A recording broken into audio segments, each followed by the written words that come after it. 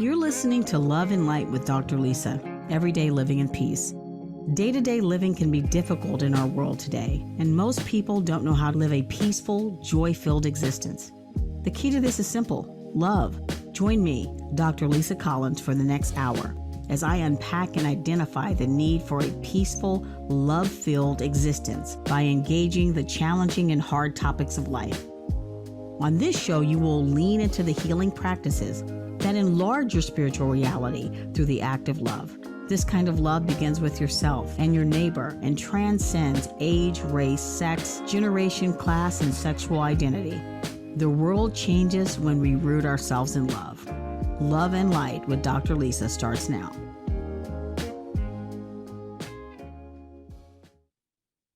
Hello, everyone. I'm Dr. Lisa, and you're listening to Love and Light, living every day in peace on Transformation Talk Radio.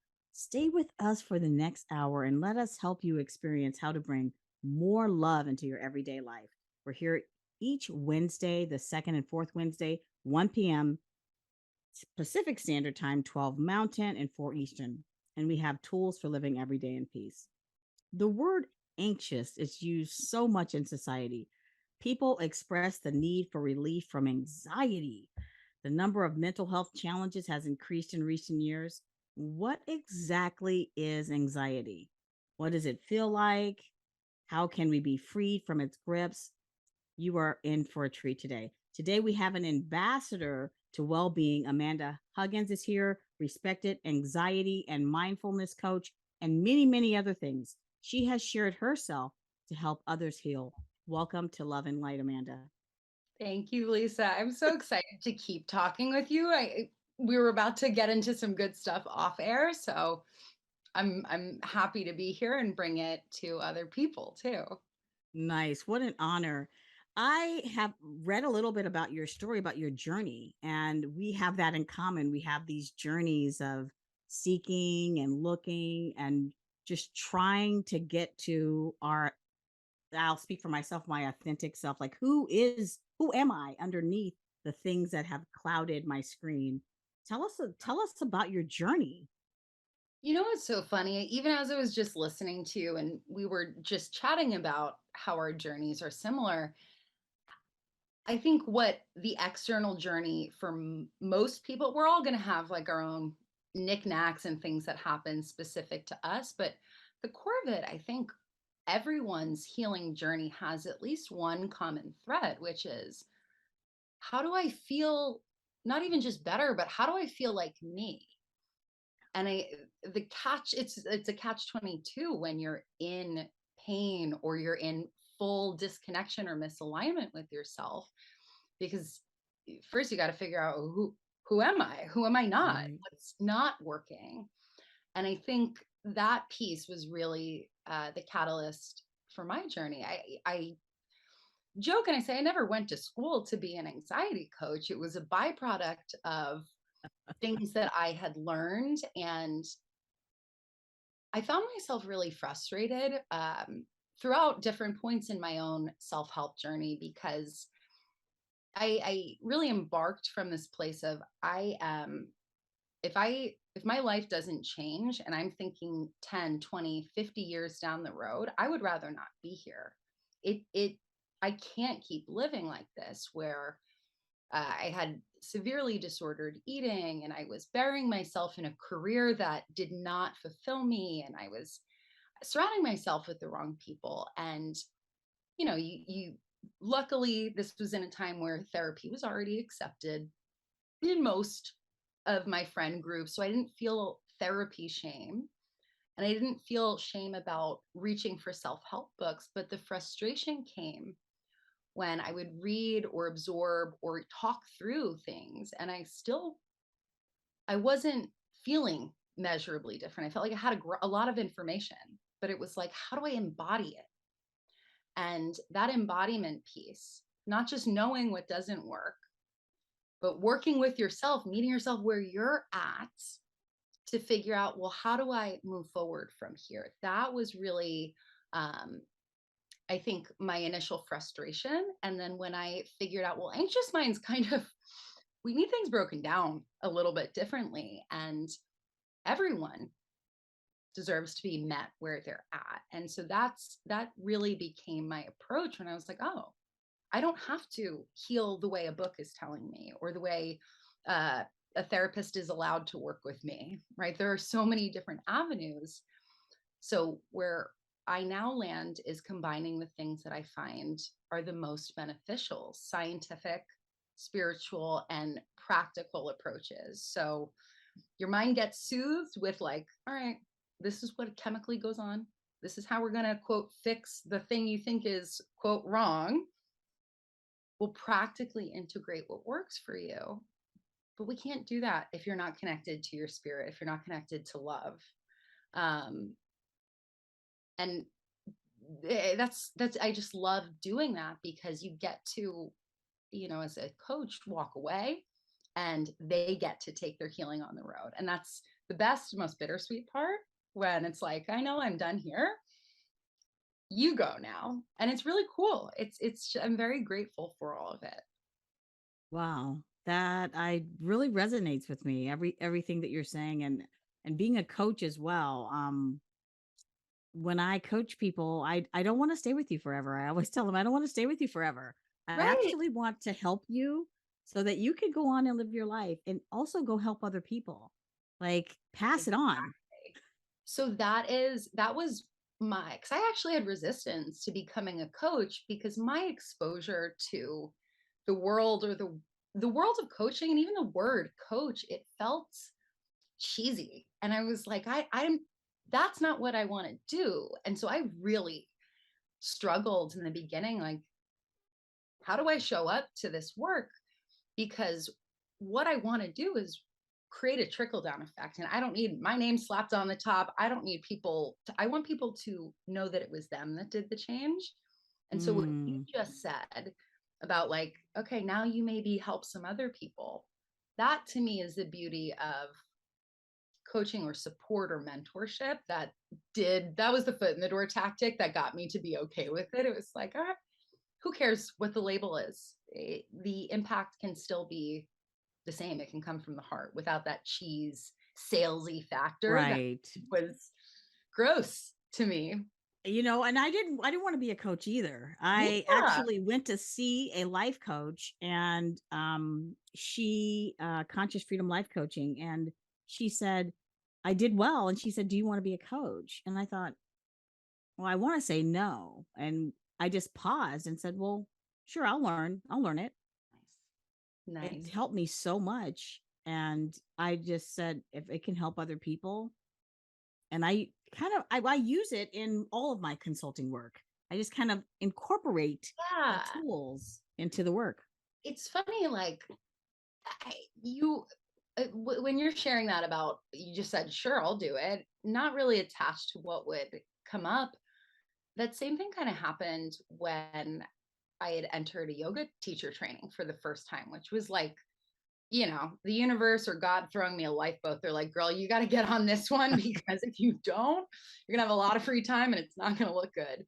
I had no intention of becoming a teacher. I was like, I need something that will take up all of my weekends and make me breathe a lot. And that Mm, was actually the catalyst for everything else. I was like, oh, you can move energy through the body. You can do nothing and feel okay, which was a revelation for me personally. But I think it also can be a revelatory reminder for most people in Western culture. You can do nothing and be okay. In fact, it can be fantastic. We all should be doing more of nothing. right. And when you mentioned Western culture, I found myself seeking wherever, just seeking, like, what is it that I can do that is going to help me to be able to breathe easy, to Mhm. be okay with who I am in this moment, in this space right now. And I Yeah. don't think people understood. I mean, I know my family didn't quite understand, but it was something drove me. It just When drove me. you're, I always laugh about this, when I call them my muggle friends, right? Like the ones who are like, what is this self love or spirituality stuff? And then all of a sudden they're like, hey, wait, can I read that book? But I always have a little giggle when they're at the onset of that work for themselves because there's such an excitement in that seeking. It's terrifying, right? It's terrifying to be like, I have no clue what to do. I think everything is broken. Maybe it can be fixed. And you just get to be such a student, and it's humbling and exciting and painful and beautiful. And for some reason, when you were bringing up seeking just now, I don't know if this is where you were going, but it pinged me a little bit. When you say there's so much that can be sought, and I'm paraphrasing now, but that also became a really interesting personal growth moment too, because there is a guru at every corner. And Yeah, there are a lot of belief systems that have a lot of good and then a lot of judgment or rules or even oppression that you wind up, you can land in the same system you're trying to escape from, exactly. you know? And it's wild because you think one corner of the self-help world will be love and light, and then you realize love and light is sometimes real weird too. But Hmm. the beautiful thing about that is if you're grounded and I am just going to be a student and practice my own discernment, you'll be able to start feeling that person's ideology isn't for me, or I'm going to take this and pull a little bit of Lisa's concepts from over here. And that's where the journey becomes so unique, is you're seeking just for you. You get to carve out the journey. I love that. And I love that also that kind of that oneness from within, the spiritual kind of the grounding. And that's really how I started as well, as I just wanted peace. And I couldn't explain what was the kind of like the pig pen cloud around me, Yeah. and the kind of pig pen cloud that was inside. And I thought, oh geez. But when I got spiritually and kind of grounded Yeah. from within, like you're describing, and then the teachers came. Yep. And it's such a trope, when the student is ready, the teacher appears. And I used to roll my eyes, and it's never not been true. But there has to be this decision internally, like, I'm ready. You don't have to know exactly what you're ready for, but it's I'm ready and I'm going to position myself to receive. I love it. Go to the Well, bookstore. it's time for a What? break already. I can't believe it. That was quick. You are listening to Love and Light with me, Dr. Lisa, and our amazing guest Amanda Huggins, a respected anxiety and mindfulness coach, and more. And we'll be right back to talk more about this amazing topic.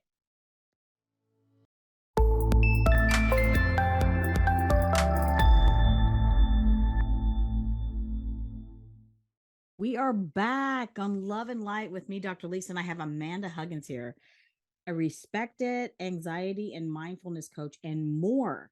And she is sharing her journey to enlighten others. But before we continue, I want to make sure that people know how to contact you, Amanda. Where can listeners find your info? Yes. So the best place is my website. We just redid it, which I'm very excited about. Beautiful. Okay. Thank you. It's first name, last name coaching.com. So Amanda Huggins coaching.com. And then on Instagram, it's Amanda Huggins, and the same on TikTok. But if you're not on it, I don't suggest downloading it. You don't need to put your time there. I was looking before and I was like, I don't have TikTok. I'm gonna miss out. I'm gonna miss out on what You Amanda know, has to say. I'll send you the videos. I think TikTok is a very beautiful place. It's also a big time suck. Okay, I'm going to use my time in other ways. I appreciate that. That's a lot of love right there.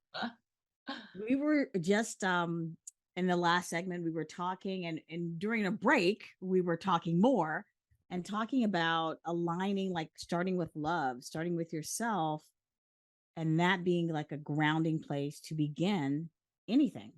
Yeah. And I think what can be really challenging for people, this is my biggest pain point, was I could understand that conceptually, uh, but I didn't feel it. And when I would read things or like come up with ideas like, how do I love myself more? It felt very much like I was going through motions or checking boxes off. And it took a while to not just like warm up or warm into practices of self love. Love for yourself also means boundary setting and releasing and healing things that have come up in the past, which can be shadowy and heavy work. And it's also work that we're not taught how to do in school. So it's wild because something as simple and inherent as loving yourself and starting there can pose a very large challenge. And it's not your fault if it's hard. We're not given that, most of us haven't been given the skills to really love ourselves. I can speak for one group of people, which is women, and we certainly have been told get a lot smaller, be a lot more quiet, do less, be a little blonder, put a little more makeup on, smile. We're constantly told how to minimize and not given the tools for expansion. So, for people who are like, I don't know how to love myself, look for where you've been told you're not lovable and then work into those areas. See where the trauma or the stuff that's in you that's not yours and never was yours to carry. Find out how to set that down, you know? That's beautiful. Oh, absolutely. Absolutely. I totally resonate with that. And that's, those are some of the places that I started. Like, whose voice is this? Yeah. Because that's not mine. You know, Huh? that's not mine. You look fat. Oh, you look this way, or you look that way. And I started to be curious about, hmm, that's not my voice. And I'm not listening to that voice anymore and pushing it away. I had to separate myself from what I thought was me. Yeah, and it's a huge separation when you've been operating within that narrative for so long.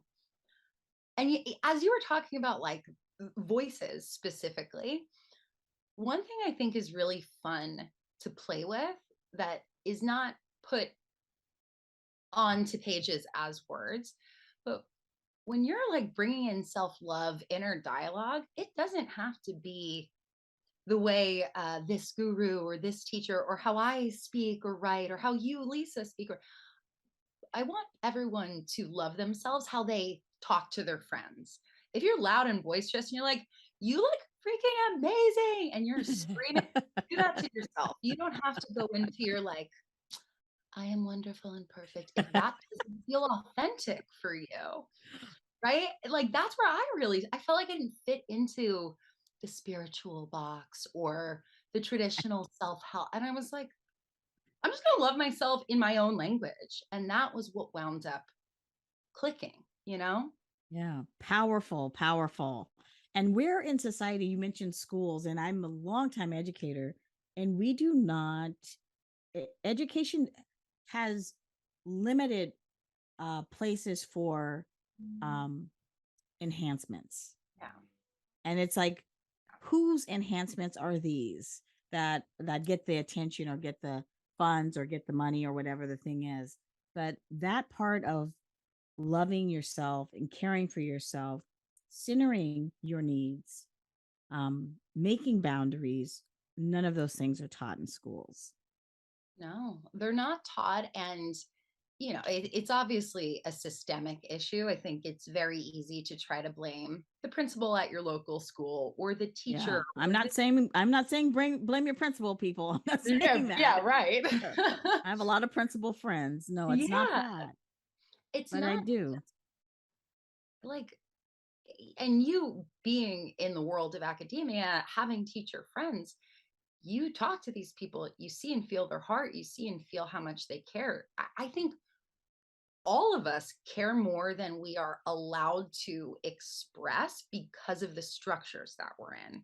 If every teacher could teach their kids how to be more mindful and self-loving and emotionally conscious, they would. But do they have the time, the resources? Have they been taught how to do that themselves? And Exactly. so I think this was off air because we've been just chatting on and off, but we were talking about like you start with love for yourself. And then I think you have to, sometimes it's a challenge and sometimes it's not appropriate, but as best you can find the love and sometimes the pain in the other person too, to reach some understanding. Because if we can start Compassion. moving that Hmm. blame out, maybe we Yeah. can start to actually change things and feel as a collective like we're moving forward, not like just the self-help people are moving forward or just the rich people or just the, you Right. know what I mean? It's I totally level. agree. Totally agree. I think our collective well-being is what it's about. And when I'm talking to people about DEI work, because people come to me because my scholarship is in racial healing and healing. And I say, well, it's our collective well-being. It's not anyone's particular job. It's like all of us together. And people Yep. kind of look at me kind of funny, kind of like, what do you mean? Like, no, it's us as a community, as people who care and love each other. We have to Yes. like we're going to move together as a collective, and that is so vital to me. It is the next step of our world changing. I fully agree. And it's it's so clearly vital, but it also sounds so radical to just say that, right? And I don't think it's radical. I'm with you. Like, let's go. But when that's felt or received as radical, like we all have to work together, we all have to. Can we remember our roots? We came from Yes. tribal cultures. All of us had villages, and it doesn't matter where you were from. We're a community based species Right. that are now living in apartments, separate from each other. Now we're all working alone, and that's not how we're supposed to live. Like, community is the step. Even if you're not in that, I can love my neighbor all that much. If you're not in that place yet, can you at least get into some community and work that energy of learning to love your neighbor, learning to support them? Because if we're not taking that step, if we're not loving ourselves enough to get out of the house and into community, that greater healing we're talking about, it's pushing that timeline out, man, quite a bit. Yeah, we really are. What's coming to mind for me is I was at a local restaurant and I sent the food back. I was with a bunch of ladies, kind of coffee clutch in the morning, and the cook got very angry when I sent the food back and he cursed me. And I turned to him and I had my hand on my heart. And that's why I know the work that I'm doing is working, because it is inside of me. And I said, brother, you going to curse me over this? And it was Mm, it surprised me actually. But the compassion of, is this like, what is wrong? Like, yeah, are you okay? And that compassion, I want to grow that. I yeah. want to grow that with just not me, but with communities. And when if someone's out there listening right now, what would you say to them? Like we said, start with love, and they don't know how to do that. They have no idea. I'm not going to be compassionate like Dr. Lisa. I'm going to yell at that guy or throw my coffee. I mean, what are some like baby steps people can take to get toward love? I'm seeing you right now. And for those who are only listening, Dr. Lisa touched her heart. I think you said that too, but I saw you touch your heart again. And when you do that, your shoulders soften. So before you connected with them, you connected with you. And that's that like responsiveness rather than reactivity. So, to more clearly answer your question, for those who have very pragmatic minds and like enjoy steps to figuring out healing or love, look for your patterns of reactivity. So, the things that you do when you're mad or frustrated or out of alignment, that after you snap, you're like, I feel bad. That's not how I wanted to respond. Brainstorm. What would be maybe not your ideal response? What would be one step down from that? And can you practice that for a little while until it's no longer practice? It's okay to wind yourself into it. Um, but if we're talking like broader and more conceptually, and still a practice mirror work and do exactly what Dr. Lisa just did, where there's a hand on your heart. Oh, I just did this last week for the first time in a while, sobbed a gross, ugly cry, but a hand to heart. And you look yourself in the mirror and you can offer, I like Ho'oponopono, the Hawaiian prayer of I love you. I'm sorry. Please forgive me. Forgive me. Thank you. Yeah. And you don't need to know what you're apologizing to yourself for or forgiving yourself for. Your soul, your heart needs to hear it. And to be able to look yourself in the eyes, knowing that's just for you and feel the connection of it, you you don't have to do anything. The work starts to settle into your body. And if our body's Love that. dysregulated, it's a lot harder to speak from love. So that combines both, right? Body Mm, softening, we use our voice and we're connecting to a truth. I love you. I'm sorry. Please forgive me. Thank you. That's that is the I perfect love it. string of words. I love it. I love it. Well, it's time for a break. We'll be right back. Stay with us. We're here with Amanda and we're talking about how to heal ourselves.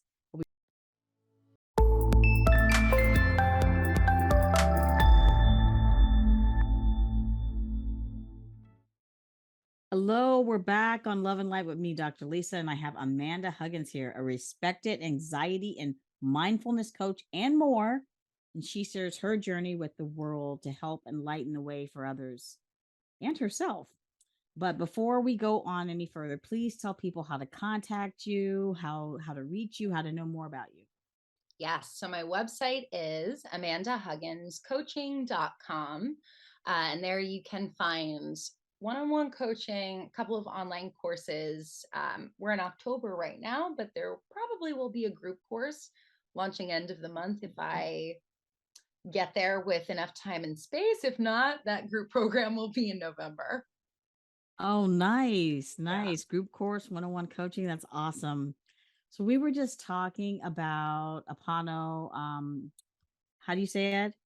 Ho'oponopono, but I may be mispronouncing that. So I am open to Ho'oponopono. I want to be respectful and say it right. I need to learn to say it. But we were just talking about that, and it is a native Hawaiian practice about forgiveness for yourself and love for yourself. And I was saying during the break how I've heard it as it pertains to other people, like, oh, I need to forgive someone, Mhm. but I hadn't heard it like applied to me. Like, and that was really a powerful to think about saying to myself, I love you. Yeah. And I'll share what we were just chatting about off air, which is I think all of us could be really well served to say any of those words more to ourselves for the purpose of receiving the truth of them. We all should be able to say, I love you, and to say it firmly and mean it when we look in the mirror. Firmly doesn't have to be, I love you. You could be Mm. crying and say, I love you, but is there a firm grounding in the truth of it? We could Mm. all do more of that. And the beauty is when you get more comfortable with, yeah, I love me so much. I love you so much. It's everything's a mirror, right? Like when we're holding judgment about someone else, it's so weird that they like that thing, or why are they making that choice? I wouldn't do that. Usually they're mirroring back, you are holding a lot of that judgment for yourself, my friend. Mm-hmm. And so it works in the, I would say, on the light side too, where it's like the love that's in me, it's just going to shine out. It's a shine theory, right? A candle loses no flame by lighting other people. And I've never felt a, a truism to be more true. It's, I love me more. I get to love you more. Absolutely. I totally agree. And years ago, I started working on being judgmental. And I Mm. say years ago because it was a hard lift. It was a hard lift, not only judgmental in what I'm saying, what I'm thinking, Uh-huh. what I'm thinking as you walk across in front of me on the crosswalk and I'm judging your clothes and I took and it took effort. It took effort on my part. I'm not saying I'm perfect now, but Right. I know when I'm judging others, I'm judging myself. And Yeah. I love myself more because I'm It, not judging. judgment is it's a winding road because we get something out of judgment chemically. we're getting this rush of validation. We give it to ourselves when we judge. We create patterns in the mind and the body that it makes it almost like a weak argument. Why would I not judge when I get a lot out of it? I feel better about myself. Is that not self love? And it's like, no, of course that's not. No, no, it's not. But I love that you're open enough to say, like, am working on it. I'm not perfect, because show me one person on this planet who is fully judgment free, and I will show you the biggest liar in the world. We all Right. have judgment. But when we're talking about judgment work, it's using it to look within. Where am I not open to myself? Where am I not open to other people? Where is my control energy being projected onto people? Right? If I don't like someone's choice, that's because I don't like it. That it has nothing to do with them. It's still going to be about me. So Right. it's curiosity that you bring into the judgment, and ideally eliminate the most damaging ones first, right? There's no need to hurt yourself and to hurt others. But listen, once in a while, guy cuts me off. I'm like, you idiot. Did you not look? That's a judgment. And then I look Right. at, why did I yell that today? I am cranky today. Great. I'll go sleep. That's my act of self love, because I don't need to be fiery when someone cuts me off. Right. So, like those little judgment things we get to work on until they're just moments. Right. They're not Right. us. Yeah, right. I love that. I call it pulling the thread. Yeah. And if something happens, I'm like, oh, what's going on with you? What's going on with you today? Just pull that thread and figure and see what's on the other side of that. And let's just take it easy today, or let's get out in nature today. Let's take a walk today. What do you need? And that is so different than how I was raised. I I believe, I don't know what part of the country you were raised in, but I know for me that was not a question that was ever.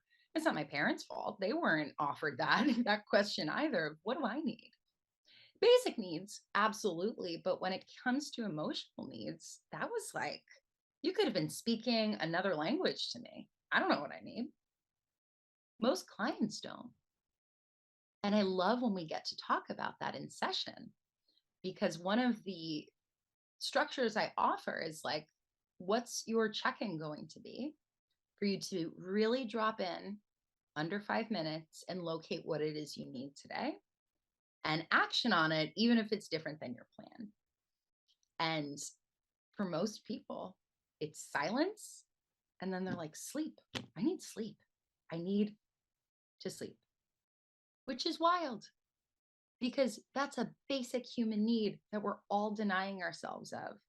And asking for what we need sometimes isn't going to start with the big, like, well, I want to open this job and then do this and have this impact. Sometimes it's just a nap. And can you be really, really okay with that and like enjoy dropping into it? That becomes a fun practice. How do I enjoy this small little thing that I'm going to give myself right now? It can also be hard. Yeah, absolutely. It makes me think about I just as an educator, and I worked in PK education for a long time, and now I'm working in academia. And you weren't really allowed to take care of yourself.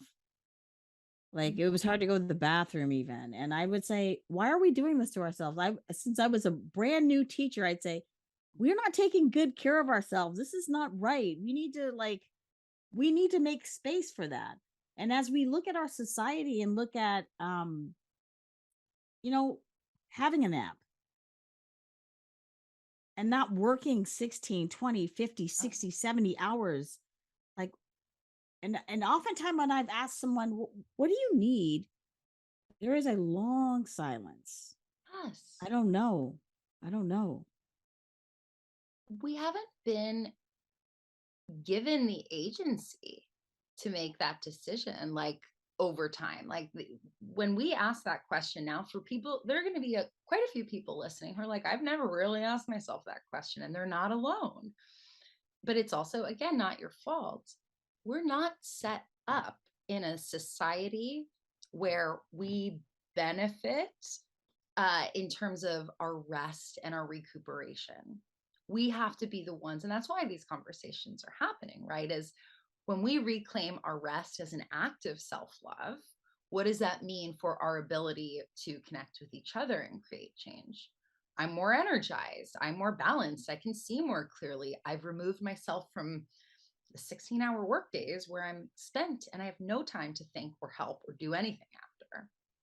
So, like rest, I know we're harping on this a bit, but it's like a small example of what leads to larger change with self love and love for others. I wonder, I wonder what else is akin to rest. Because for me, that's one of the biggest ones that I hear come up with clients is like, I'm not sleeping enough.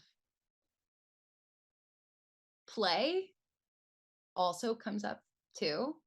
Now that Yes. I'm saying this out loud and I see you smiling, do you agree? Yes, play is joy. Yes. Where do I have joy? What do I enjoy? And and to be able to make space for it. Oh, it's painting or it's playwriting or it's singing or it's dancing. Yeah. Yes, joy, creativity, making space for it, and a little bit of like our society, at least I my dad was a Marine and I grew up on Marine Corps installations. Rah. Very serious, very serious, very serious business. Oh, yes. I There wasn't a lot of a play associated with the imagine. guy standing at the gate, but joy, play, laughter, I love it. I mean, it's rocket fuel for us. And that's another question that elicits silence when I ask new clients that. Some, not all. But I know for me, I remember my coach, we were sitting across the table from each other, and she was like, "What makes you happy?" And I was like, well, work. That was my automatic answer, and that wasn't true. Mm, I didn't know what made me happy. And at the time, I was super broke. So all the things I thought could make me happy, I couldn't access anyway. I couldn't travel. I could barely pay my rent. And so again, that was how the world was presenting. This is how you have to be this emotion. mhm. And you had mentioned happiness and joy. And what really started to like separate me from this idea that happiness was something to achieve or that I couldn't have because of lack of resourcing. Happiness is a sandwich. Joy is knowing how to cook. So you can be in a state of joy or contentment and be hungry, but know there's a grocery store around the corner. You can not have the right ingredients, but you'll get them. There's a trust and a groundedness there where happiness is the sandwich. It's that thing that you have that's amazing and then it's fleeting and you can do it again, but maybe not right now, not that exact thing. And so when you start to look at happiness as moments and joy as a state, accessing joy can become simple and free. You had mentioned I earlier, love like, that. I go love that outside. definition. Yeah, I And I love didn't that. make that up. I cannot remember who told it to me, and it's been killing me for It's years. awesome. So It's someone tell awesome. me where I I picked love it. I totally love it. It is time for a break again. We will be right back. We're talking to Amanda, who is an amazing anxiety and mindfulness coach and many, many more things. We will be right back.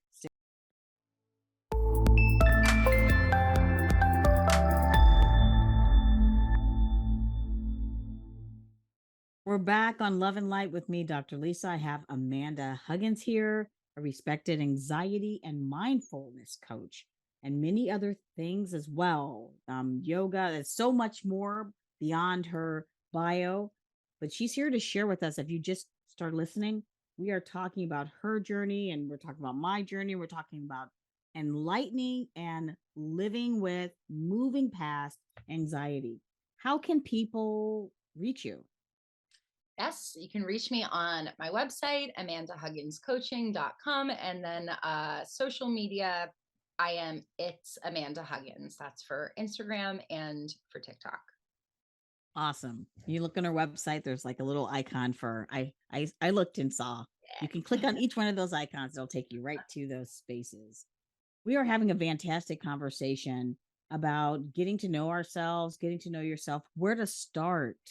And we Mhm. were talking about happiness in our last segment.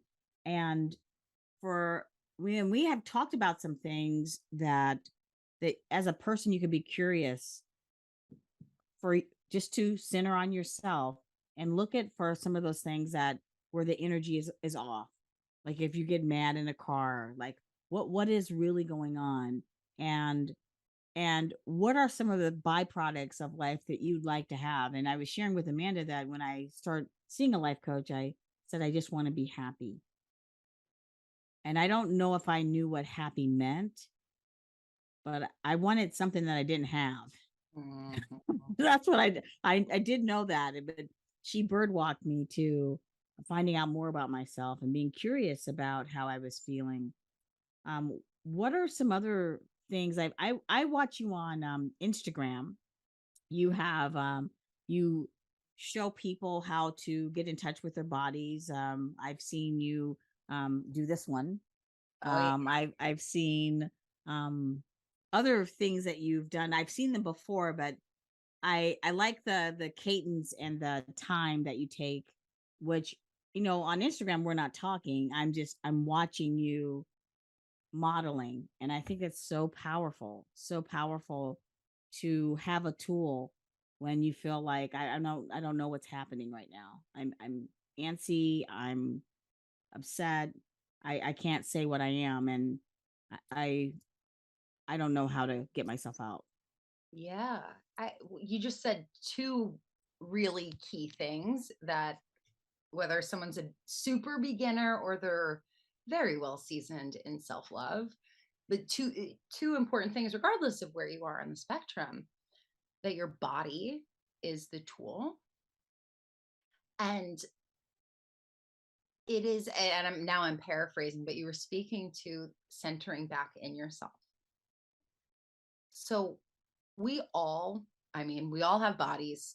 Doesn't matter if you're mobile, immobile, flexible, completely unflexible, as long as you have lungs and a hole to breathe in and out of, wherever it is on or around your face, you have the tools to start regulating the physical body's nervous system, because we're used to, I feel a problem, I need to fix it.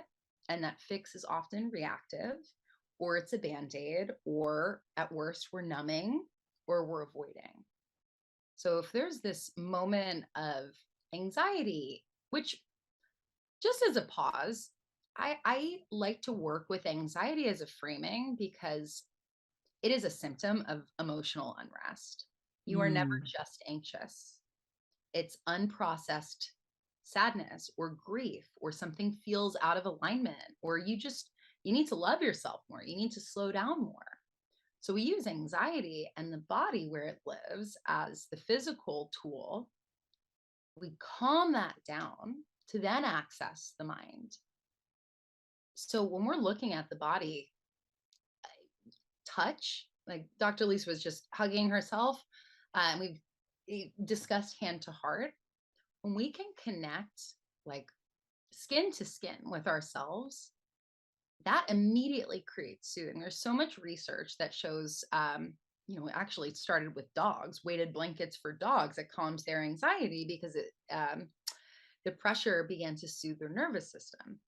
Now we do it, right? Like pressure, contact, just to say, hey, I'm here with me. I got you. I'm not trying to fix right now. I just see, acknowledge, and validate that this is a hard moment. Sometimes that enough, the acknowledgement of this is a hard moment, is like a dam breaking where pressure gets to be released. Um, and then I would just, since we're talking about body, I would also just, for anyone at home, whether you go to bed tonight and you feel like you're carrying some emotions that don't feel like you love them or love yourself as a result of them, or you wake up tomorrow morning feeling like that, go put on your favorite song. I don't care what it is. I don't care what the tempo is. Maybe you sing, maybe there's no lyrics. close your eyes, ask yourself, what feeling is this? Where is it sitting in my body? And then just move. You don't have to be a dancer. Shake your arms, bob your head, stomp on the floor. You're releasing energy, but also by doing that, you're taking up space for yourself. You're saying, I actually don't care what I look like. I'm actually just going to like have fun. I'm going to play for 3 minutes. And so with just one song, you've done quite a few different acts of self-love. And if you're someone who gets shy, no one's watching you. So it's okay. I promise. I love that too. Music is one of those things that moves me so quickly. It just shifts me, whatever's going on. But I love also the embodiment of getting the energy out, of working it out of your body, of noticing like I'm not feeling right. It was the other night I was like, you know what, I can't go to sleep. Yeah. I'm gonna have to get up and just kind of like do some deep breathing and just tell myself like, okay, raise that energy back up. And Mm. then I was able to go to sleep. But I got out of bed and I sat and I did that and I went back to sleep. I slept great. You broke the pattern. So that's a great example because anxious folks tend to have trouble falling and staying asleep. But most often when I'm working with people, if they're talking about this issue, what do? You stay in bed and you close your eyes and you try to go back Make to it sleep. happen. You can't force yourself into sleep. Sleep happens to you or you allow it to happen. But you've got to get out of whatever, and this is not just about sleep anymore, right? Like you've got to break the cycle you're in, even if it's just for a moment, because the body needs to reset so that the heart and the mind can also come back into alignment. So that reset can be a song, it can be a glass of water. It can just be like, all right, guess it's funny you said that. I didn't sleep last night. And I woke up at 4 and I was like, okay, I'm awake. So let's just sit on the couch and do much.